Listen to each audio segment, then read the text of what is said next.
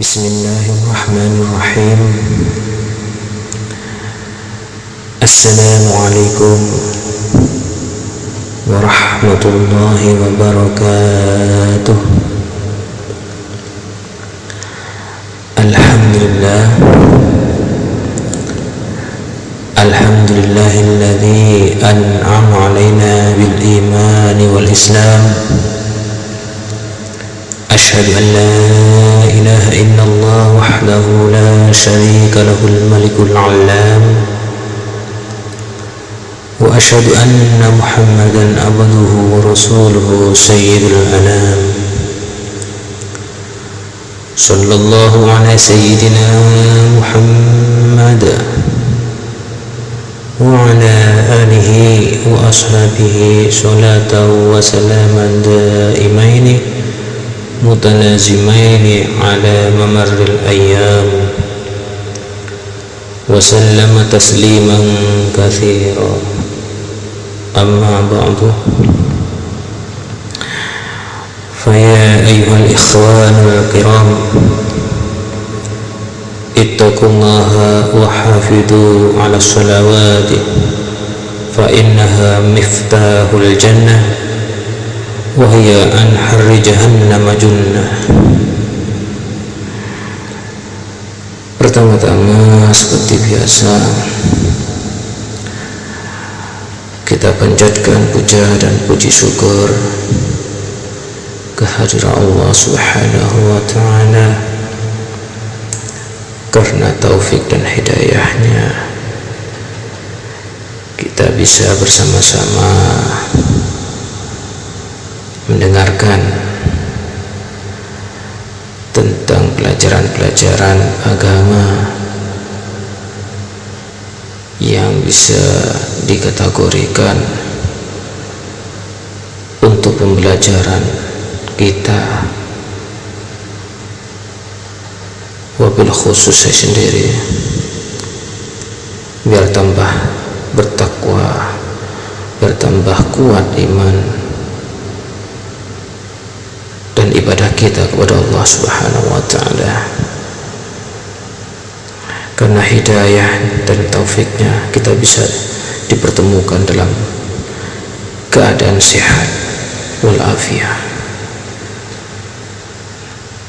dan tidak luput pula selawat dan salam semoga tetap tercurahkan pada junjungan kita Nabi besar Muhammad sallallahu alaihi wasallam. Saudara-saudaraku, kita langsung saja. Semua orang Islam sudah maklum bahwa sholat 5 waktu adalah kewajiban utama dan juga terpenting. Semua orang Islam, laki-laki, perempuan, wajib mengamalkan selama hidupnya. Sama sekali tidak ada alasan atas kewajiban ini untuk ditinggalkan, walau sedang di mana kita berada. Tidak kuasa berdiri, betul, boleh mengerjakan dengan duduk. Kalau terhalang duduk, diizinkan berbaring. Ya, pendek kata, mesti dan wajib dikerjakan. Nabi sallallahu alaihi wasallam bersabda, as-salatu imaduddin, faman aqamaha faqad aqamaddin, wa man tarakaha faqad hadamaddin. Yang artinya salat adalah tiang agama. Barang siapa mendirikan salat, berarti ia mendirikan agama. Dan barang siapa meninggalkannya, berarti ia merobohkan agama. Maka ketetapan dalam Islam, barang siapa meninggalkannya dianggap melakukan pelanggaran besar dengan sendirinya berdosa besar. Biasanya orang-orang yang meninggalkan sholat disebabkan oleh kesibukan-kesibukan lain. Dengan kesibukan-kesibukan itu terkadang kewajiban sholat 5 waktu sengaja diabaikan. Allah Ta'ala berfirman dalam Al-Quranul Karim, A'udzu billahi minasy syaithanir rajim. Bismillahirrahmanirrahim. Ya ayyuhalladzina amanu la tulhikum amwalukum wala auladukum an dzikrillah wa man yaf'al dzalika fa ulaika humul khasirun. Yang artinya, hai orang-orang yang beriman, janganlah harta-hartamu dan anak-anakmu melalaikan kamu dari mengingat Allah. Barang siapa yang membuat demikian, maka mereka itulah orang-orang yang rugi. Al-Munafiqun ayat 9. Saudara-saudaraku, sebagian ulama ada yang mengatakan bahwa ancaman bagi orang-orang yang meremehkan sholat itu ialah kelak akan dijatuhkan ke dalam neraka jahanam yang sangat panas, sehingga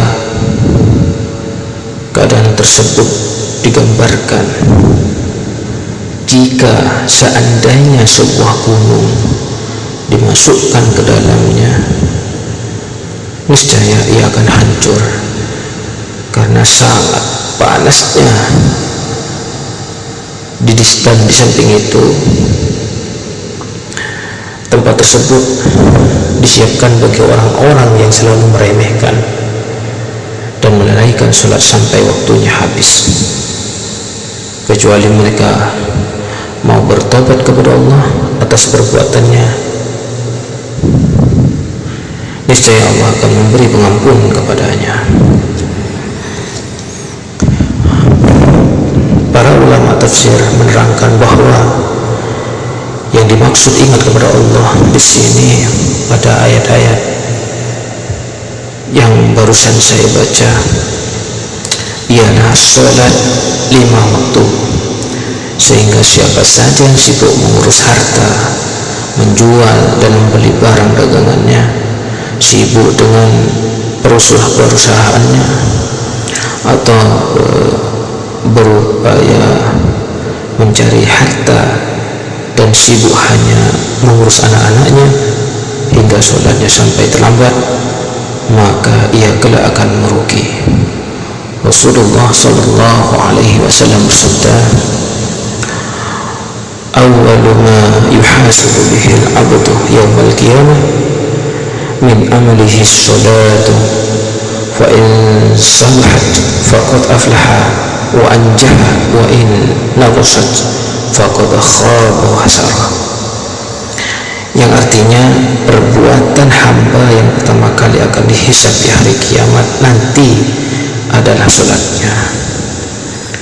Maka barang siapa yang sholatnya bagus, sungguh ia telah berbahagia dan akan selamat dari. Dan jika kurang baik sholatnya, maka naudzubillah akan sengsara dan merugi. Di hari akhirat kelak, tanggung jawab orang-orang yang meninggalkan sholat bukan kepalang beratnya, dan soal sholatlah yang mula-mula sekali diperiksa di hadirat Allah Subhanahu wa ta'ala. A'udzu billahi minasy syaithanir rajim. Bismillahirrahmanirrahim. Ma salakakum fi saqar? Qalu lam naku minal musallin wa lam naku nut'imul miskin. Yang artinya, apakah yang memasukkan kamu ke dalam syaqar? Mereka menjawab, kami dahulu tidak termasuk termasuk orang-orang yang mengerjakan sholat, dan kami tidak pula memberi makan orang miskin. Al-Muddathir 42-44. Orang-orang yang disiksa dalam neraka syaqar itu hancur segala tulang belulangnya, kemudian utuh lagi, tapi disiksa lagi terus menerus hingga mereka merasa benar segala sakit yang dideritanya.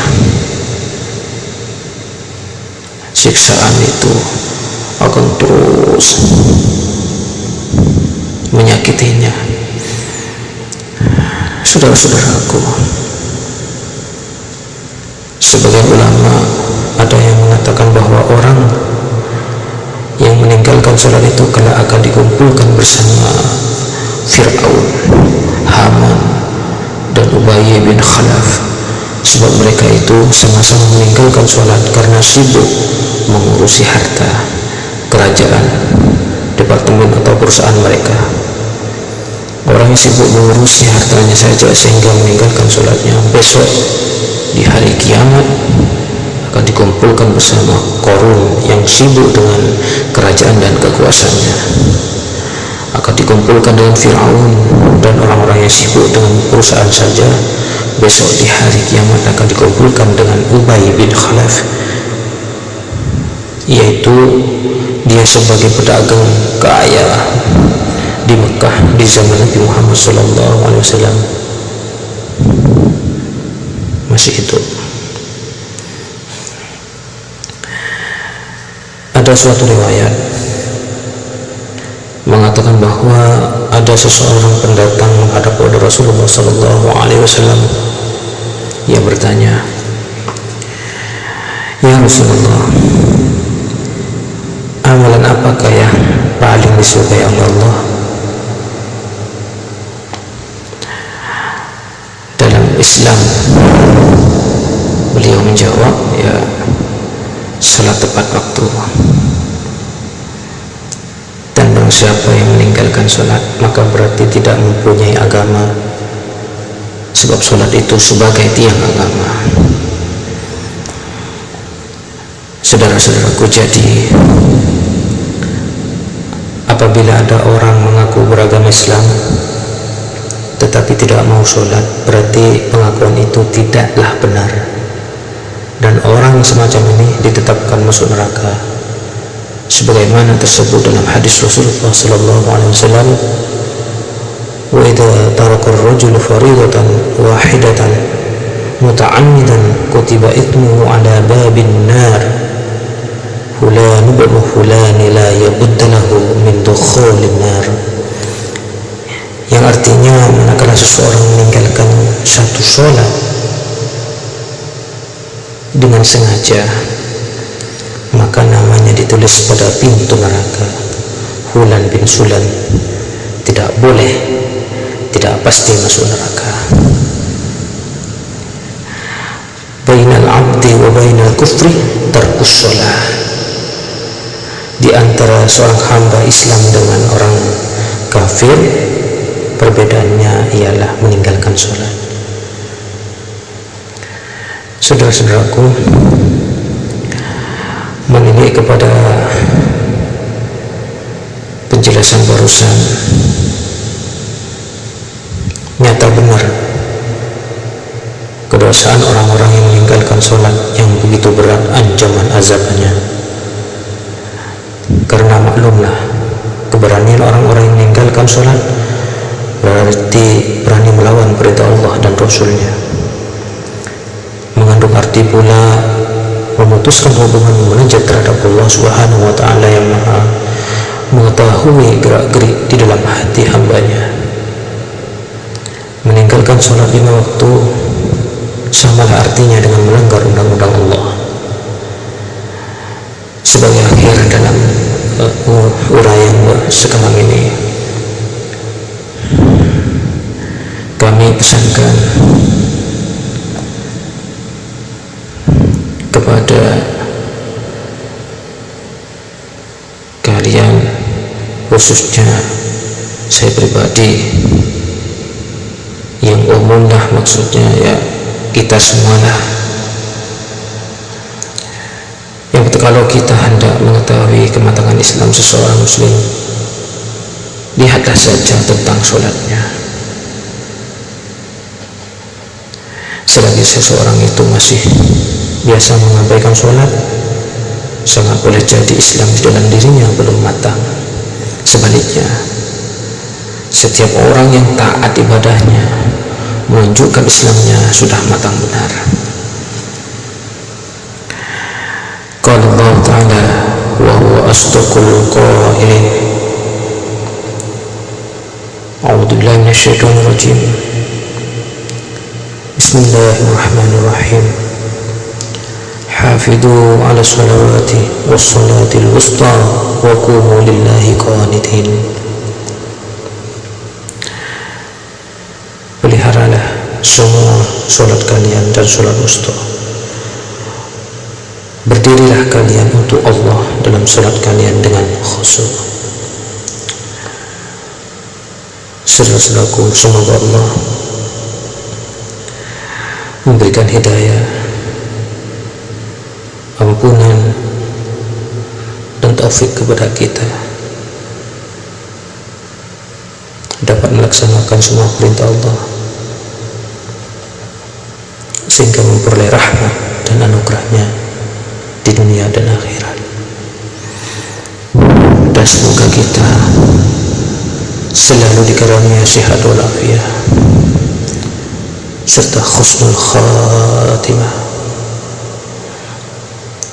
Amin ya rabbal alamin. Astaghfirullah rabbal baraya. Astaghfirullah minal khataya.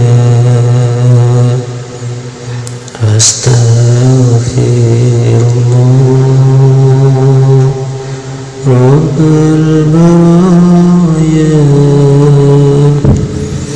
Astaghfirullah minal khataya. Astaghfirullah rabbal baraya. Astaghfirullah minal khataya. Astaghfirullah rabbal baraya. Astaghfirullah minal khataya. Astaghfirullah rabbal baraya. Astaghfirullah minal khataya. Astaghfirullah rabbal baraya. Astaghfirullah minal khataya. Bismillahirrahmanirrahim. Alhamdulillahi rabbil alamin. Wassalatu wassalamu ala asyrafil anbiya'i wal mursalin Sayyidina wa maulana Muhammadin wa ala alihi wa ashabihi wa tabi'in. Allahumma inni as'aluka ridhaka wal jannah wa a'udzu bika min sakhatika wan nar. Allahumma inni as'aluka fil khairat wa tarkal munkarat fahdini li salihil a'mali wal akhlaq إنه لا يهدي لصالحها ولا يشف عن سيئها إلا أنت. اللهم اغفر لي ولوالدي وارحمهما كما ربياني صغيرا. اللهم اغفر للمسلمين والمسلمات والمؤمنين والمؤمنات الأحياء منهم والأموات. اللهم إني أسألك علما نافعا وعملا صالحا ورزقا حلالا وخيرا كثيرا وشرا بعيدا برحمتك يا أرحم الراحمين. اللهم إني أسألك العفو والعافية والمعافاة الدائمة في الدين والدنيا والآخرة. اللهم إني أعوذ بك من الجبن والبخل وأعوذ بك من فتنة الدنيا ومن عذاب القبر ومن عذاب الآخرة إنك على كل شيء قدير. اللهم ربنا ظلمنا أنفسنا وإن لم تغفر لنا وترحمنا لنكونن من الخاسرين. ربنا آتنا في الدنيا حسنة وفي الآخرة حسنة وقنا عذاب النار. اللهم ربنا آتنا في الدنيا حسنة وفي الآخرة حسنة وقنا عذاب النار. ربنا آتنا في الدنيا حسنة وفي الآخرة حسنة وقنا عذاب النار. وصلى الله على سيدنا محمد وعلى آله وصحبه وسلم والحمد لله رب العالمين. لرضاء الله تعالى ولرحمة الله ولقدرة الله ولإرادة الله ولشرع رسول الله محمد صلى الله عليه وسلم. الفاتحة. أعوذ بالله من الشيطان الرجيم. بسم الله الرحمن الرحيم. الحمد لله رب العالمين الرحمن الرحيم مالك يوم الدين. إياك نعبد وإياك نستعين. اهدنا الصراط المستقيم صراط الذين أنعمت عليهم غير المغضوب عليهم ولا الضالين. آمين. الحمد لله الحمد لله الحمد لله رب العالمين. السلام عليكم ورحمة الله وبركاته.